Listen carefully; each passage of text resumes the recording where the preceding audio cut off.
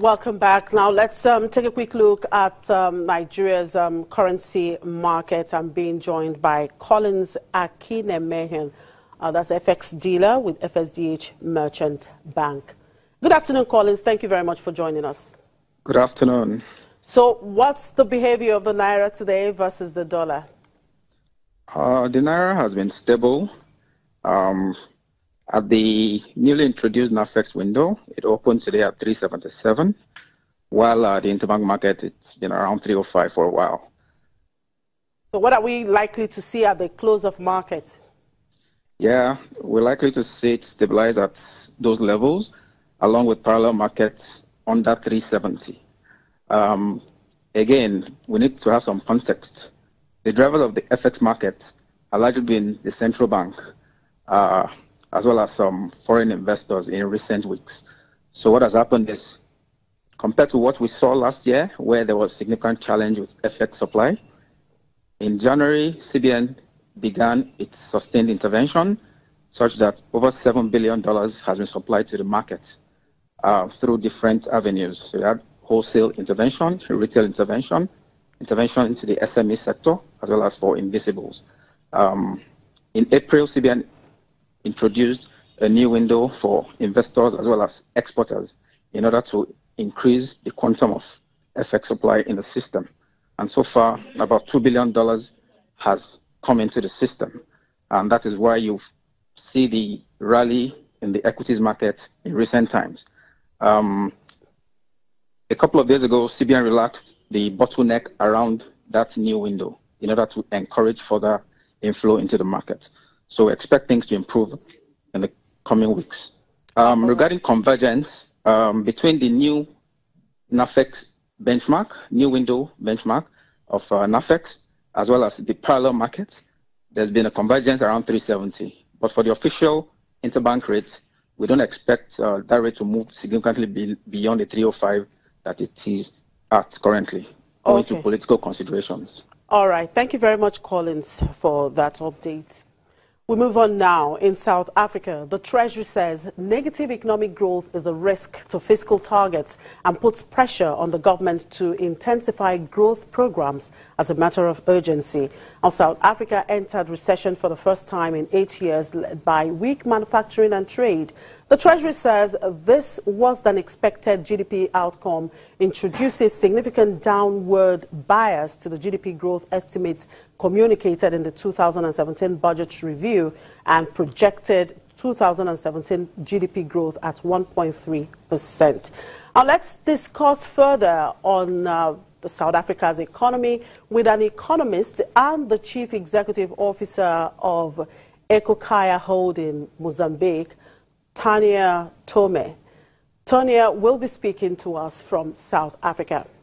Good afternoon, Tonya. Thank you very much for joining us.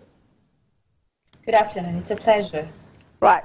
Three largest economies in Africa are struggling: Nigeria, South Africa, and Egypt. What does this portend for growth projection for the continent? Yes. You know, this year, 2017, was really a bad year. It's like the domino effect of the crisis that happens in 2008. So it's been reflecting in our economies just these last 2 years. Our reports say South Africa's recession happened unexpectedly. Is that really so, or there was a sign the economy was heading towards recession? You know, considering that at least 2 quarters we have this reducing of the growth, we have to consider that yes, we are experiencing a recession in South Africa, but we have to wait until the final of this year to see exactly the position of the growth. Our manufacturing, trade, and services are the major contributors, according to the report, major contributors to the contraction. What would you say really happened? Yes, we have to. In fact, the slight indicators, the GDP falls down from 1.3% in 2015 to 0.7% in the first quarter of 2017. And the main factor was exactly this contraction in the catering and the trade and accommodation sector, more than 5.9%. And we have to consider that this sector represents 0.9% of the GDP. On the other hand, manufacturing has exactly the fell down, and for 3.7% also. And when we see this economy, we have to see that around South Africa, we have other economies facing this crisis also. And they are the main instance of imports from South Africa, and even accommodation and tourism also. So it's a bad year, but even the World Bank expectation for 2018 will be 1.1%. But we have to see that South Africa is in the political crisis, and the business confidence is very low right now, and even investment, foreign and national investment, decrease also.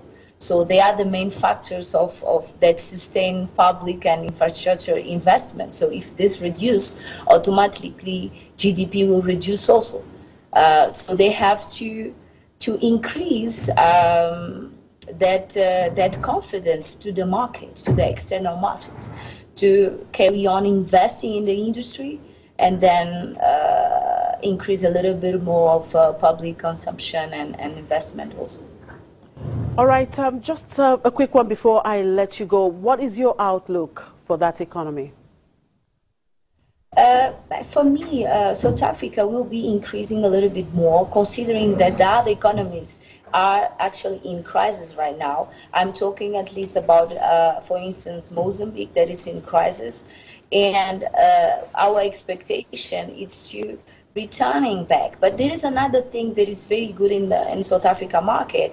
It was the appreciation last year of the currency, almost 15%. So it's good looking to the other economies, but we have to wait a little bit more and just to see if this confidence into the market could return. All right, thank you very much for your time, Tonia. Tonia Tome is the CEO Ekokaya Holding in Mozambique. And finally, in South Africa still, the based retail group Steinhoff International reported a 13% rise in half-year operating profit and a 48% jump in revenue as recent acquisitions buoyed sales. Steinhoff, which bought US-based mattress firm and Britain's Poundland last year, says its operating profit rose to €903 million in the 6 months to end March, up from $797 million a year earlier. The South African group, which moved its primary listing to Frankfurt in 2015, focuses on thrifty furniture shoppers in developed markets such as Europe and the United States, but also sells clothing and mobile phone airtime in Africa. Steinhoff, after withdrawing from a plan to merge its African assets with grocer ShopRite last month, said it planned to separately list its African business on the Johannesburg Securities Exchange. And that's it on the program. Thank you very much for watching. I'm Chimizie Obiwago.